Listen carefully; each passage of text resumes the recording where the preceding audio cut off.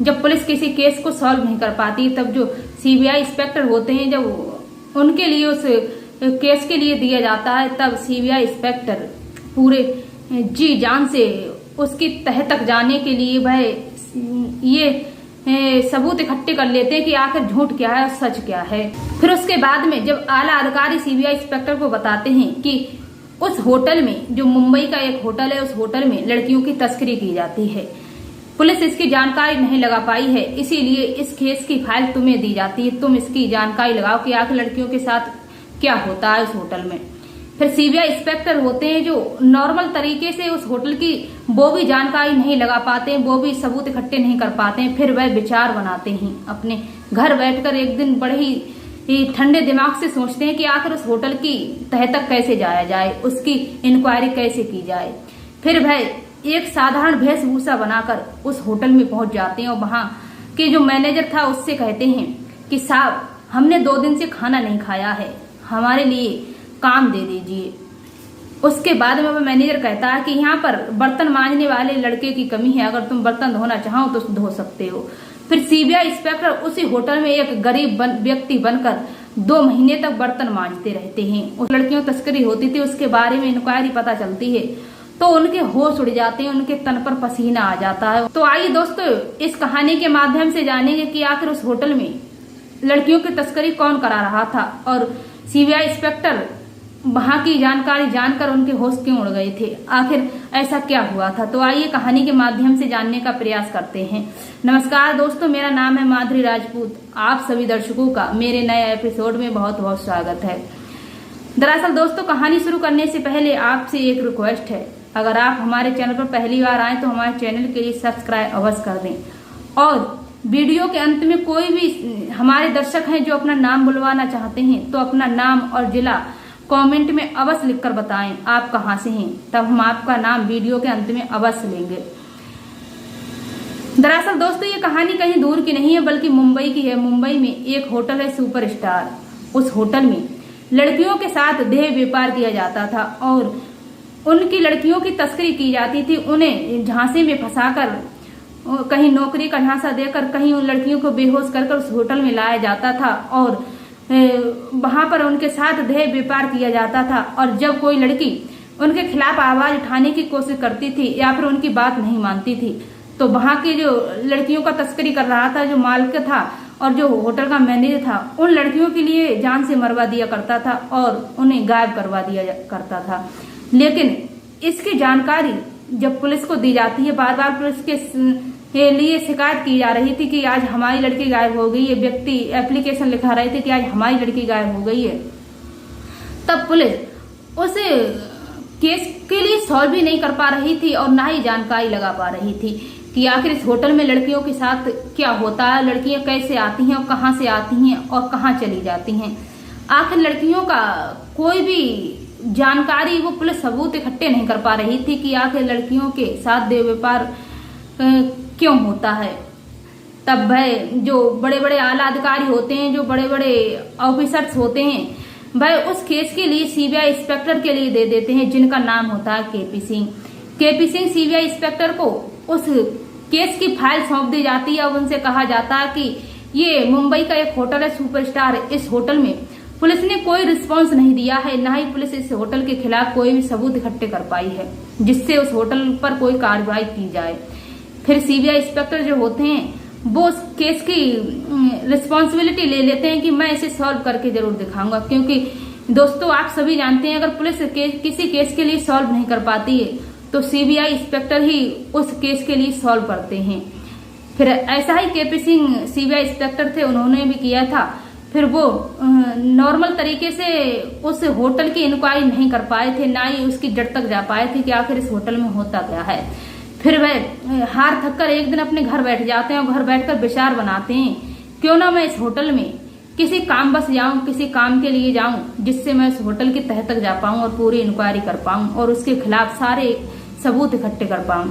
फिर CBI inspector विचार बनाते हैं और वह आइडिया सोचते हैं, तब वह कहते हैं क्यों ना मैं नौकर बनकर जाऊं। फिर वह सीबीआई इंस्पेक्टर जो थे केपी सिंह, वह फटे पुराने वस्त्र पहन लेते हैं, बिल्कुल नॉर्मल वस्त्र पहन लेते हैं, एक गरीब व्यक्ति बन जाते हैं। फिर उसी सुपरस्टार होटल में जाते हैं और वहां जाने के बाद वहां का जो मैनेजर था उससे कहते हैं कि साहब हमारे लिए कोई काम हो तो दे दो, क्योंकि हमने 2 दिन से खाना नहीं खाया, मैं 2 दिन से भूखा हूँ और मेरे पास कोई खर्चे के लिए पैसे नहीं हैं, मेरे माँ बाप भी बहुत गरीब हैं।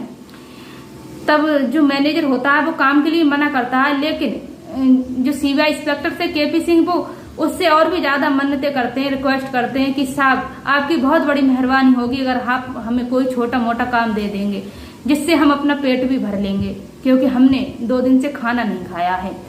फिर जो मैनेजर होता है वह कहता है ठीक है मैं तुम्हें काम तो दे दूंगा, लेकिन यहाँ और तो कोई काम नहीं है, और तो सारे वर्कर्स हैं, लेकिन बर्तन मांजने वाला कोई लड़का नहीं है, क्योंकि बर्तन मांजने वाला कोई व्यक्ति टिकता नहीं है। तो कभी कोई लड़का आ जाता है तो कभी कोई लड़का आ जाता है, और अभी इसी वक्त कोई बर्तन मांजने वाला भी नहीं है। अगर तुम चाहो तो बर्तन मांजने का काम कर सकते हो। फिर सीबीआई इंस्पेक्टर उस होटल के सबूत इकट्ठे करने के लिए वह बर्तन मांजने के लिए तैयार हो जाते हैं। फिर वो बर्तन मांजने का काम करने लगते हैं जिससे कि वो हर व्यक्ति पर वहां आने जाने पर निगाह रख सकें। फिर सीबीआई इंस्पेक्टर केपी सिंह 2 महीने तक उस होटल में बर्तन मांजते हैं, और उन्हीं 2 महीनों के अंदर अंदर वह हर व्यक्ति पे नजर रखते थे कि आखिर इस होटल में कौन आता है कौन जाता है, लड़कियां कैसे आती हैं, कहाँ से आती हैं, लड़कियों के साथ क्या होता है। जब सीबीआई इंस्पेक्टर केपी सिंह सारे सबूत उस होटल के खिलाफ इकट्ठे कर लेते हैं और वो पूरी जड़ तक पहुंच जाते हैं कि आखिर इस होटल में लड़कियां कहाँ से आती हैं और इनके साथ क्या होता है, तब वह वहां जानकारी लेते हैं, जानकारी इकट्ठी करते हैं, सबूत इकट्ठे करते हैं कि लड़कियां जो धोखे से लाई जाती थी और जिनके साथ देह व्यापार किया जाता था और लड़कियों की तस्करी की जाती थी, तब जो वहां की जो कोई लड़कियां होती थी कुछ जो आवाज उठाती थी, वो रोती चिल्लाती थी कि मैं अपने घर बता दूंगी या अपने माँ बाप से कह दूंगी। तब जो वहां के जो मैनेजर थे, जो वहां के जो लड़कियों का तस्करी करने वाला मालिक था, वह उस लड़की को जान से मरवा दिया करता था और गटर में फेंकवा दिया करता था। इसीलिए वहां कोई इस बात की जानकारी नहीं लगा पा रहा था कि आखिर लड़कियों के साथ होता क्या है। फिर सीबीआई इंस्पेक्टर वहां नौकर बनकर देखते रहते हैं कि आखिर लड़कियों के साथ हो क्या रहा है। अब पूरे सबूत इकट्ठे करने के बाद में वह उस होटल के खिलाफ कार्रवाई करने के लिए अपनी पूरी फोर्स के लिए इन्फॉर्म करके बुला लेते हैं, और वहां जैसे ही सीबीआई इंस्पेक्टर की पूरी फोर्स आती है तब वहां के मैनेजर को बुलाया जाता है। वहां के जो मैन वर्कर्स थे उन्हें इकट्ठा किया जाता है एक हॉल में, और उनसे बात की जाती है कि आखिर ये बताओ ये लड़कियां आती कहाँ से हैं। तब जो वहां का मैनेजर है वो बताने के लिए तैयार नहीं था उस होटल का। फिर सीबीआई इंस्पेक्टर उसे और भी ज्यादा डराते धमकाते हैं और उसे वार्निंग देते हैं कि अगर तुमने नहीं बताया तो मैं तुम्हें यही शूट कर दूंगा। फिर जो मैनेजर होता है होटल का, वह डर की वजह से बताता है कि यहाँ पर जो लड़कियों की तस्करी होती है, जिन्हें बाहर बेच दिया जाता है और जिनके साथ देह व्यापार किया जाता है, वो लड़कियों को लाने वाला कोई और नहीं है बल्कि एक महिला है। हमारे होटल में एक महिला आई थी, उसने हमसे हाथ मिलाया था, और वही महिला है जो लड़कियों को यहाँ पर झांसे में फंसाकर, अपनी बातों में फंसाकर यहाँ भेजती है और उनके साथ देह व्यापार किया जाता है। अब जैसे ही केपी सिंह सीबीआई इंस्पेक्टर के लिए उस लेडीज के बारे में पता चलता है, तब वह अपनी पूरी फोर्स उसी महिला का एड्रेस लेकर वहां भेजते हैं और साथ में खुद जाते हैं। तब वह उस महिला के घर जाकर जब उस महिला को देखते हैं तो उनके होश उड़ जाते हैं, उनका बिल्कुल होश खराब हो जाता है, तन पर पसीना आ जाता है कि आखिर वो महिला लड़कियों की तस्करी कर रही थी वो कोई और नहीं थी बल्कि केपी सिंह जो सीबीआई इंस्पेक्टर थे उन्हीं की तलाकशुदा पत्नी थी, जिससे उनका 2 साल पहले तलाक हो चुका था। क्योंकि दोस्तों जो उनकी पत्नी थी जिसका नाम था अनीता, वह उनके साथ जब शादी हुई थी तब भी उसके चाल चलन कुछ ठीक नहीं थे। वो फिर तब भी उनके साथ रहते हुए भी अन्य लड़कों से बात करती थी, उसके अन्य लड़कों से नाजायज संबंध थे, और इसी कारण से सीबीआई इंस्पेक्टर ने अपनी पत्नी को तलाक दे दिया था। फिर तलाक होने के बाद में वो लड़कियों की तस्करी करने लगी थी। फिर जैसे ही सीबीआई इंस्पेक्टर उसे अपनी गिरफ्त में लेते हैं, उसे गिरफ्तार करके उसी होटल में लाते हैं, तब जब उससे जानकारी लेते हैं, जब उससे पूछते हैं, तब वह जो महिला थी वह सीबीआई इंस्पेक्टर के पैरों में गिर जाती है और अपनी गलती की माफी मांगने लगती है, और बहुत ही ज्यादा उनसे गलती की गिड़गिड़ाकर रो रो कर उनके पैरों में माफी मांग रही थी कि साहब मेरे साथ ऐसा मत करो, मेरे साथ कोई नहीं है, मैं बिल्कुल अकेली रहती हूँ। फिर सीबीआई इंस्पेक्टर जो होते हैं वह उस महिला से पूछते हैं कि आखिर तुम ऐसा काम क्यों कर रही हो। और जो केपी सिंह थे जिनकी पत्नी थी वो कहते हैं कि अनीता तुम एक औरत होते हुए भी इतनी गंदा काम कर रही हो, इतना घिनौना काम कर रही हो, तुम्हें तो डूब कर मर जाना चाहिए। ऐसी औरत ही क्या जो लड़कियों के साथ इतना गंदा काम करती हो। आखिर एक औरत होकर तुम लड़कियों की परेशानी नहीं समझती हो। फिर जो महिला थी और जो सीबीआई इंस्पेक्टर थे वो कहते हैं कि मैं तुम्हें इतनी कड़ी से कड़ी सजा दिलवाऊंगा कि तुम पूरी जिंदगी जेल में चक्की पीसती रहोगी। लेकिन जो महिला थी वह सीबीआई इंस्पेक्टर पैरों में गिरकर माफी मांगती है, लेकिन उसे माफ नहीं करते हैं। तब उससे पूछते हैं, तब वह बताती है कि जब मेरा तुमसे तलाक हुआ था उसके बाद में जब मैं अपने मैके रहने लगी थी, तब जो तुमने मुझे तलाक में पैसे दिए थे वो पैसे मेरे माँ बाप ने मुझसे ले लिए और मेरे भाई ने खर्चे में उड़ा दिए। मैं बिल्कुल खाली हो गई और उसके बाद में मेरे भाई ने और मेरे माता पिता ने मुझे घर से निकाल दिया।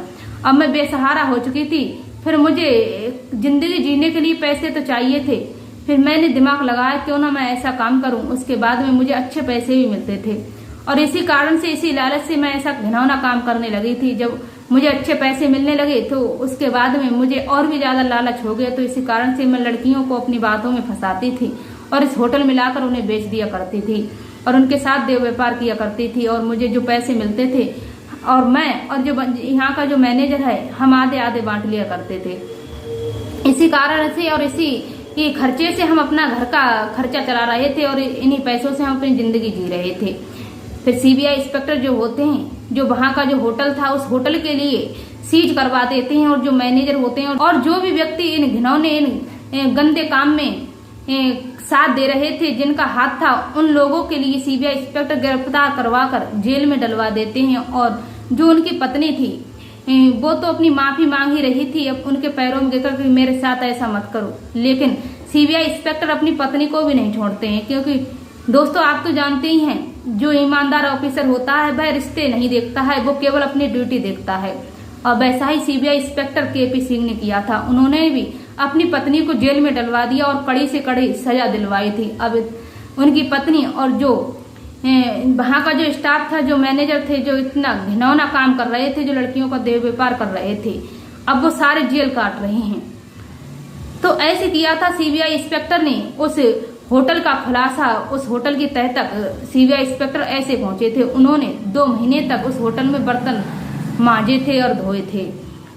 तो दोस्तों आप कमेंट में अवश्य बताना क्या सीबीआई इंस्पेक्टर ने सही किया या गलत किया, ये राय अपनी हमें अवश्य देना। मिलते हैं ऐसे ही सच्ची घटना के साथ किसी नेक्स्ट एपिसोड में, तब तक के लिए नमस्कार।